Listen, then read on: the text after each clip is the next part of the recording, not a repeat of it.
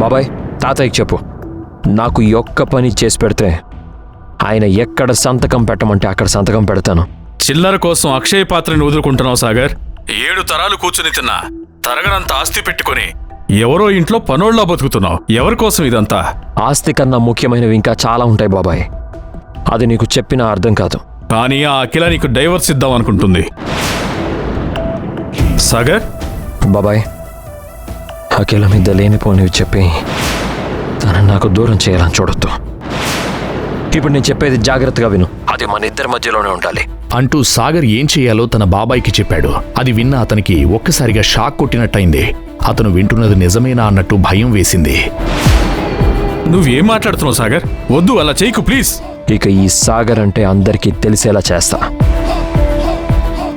వెంటనే డౌన్లోడ్ చేసుకోండి pocket FM.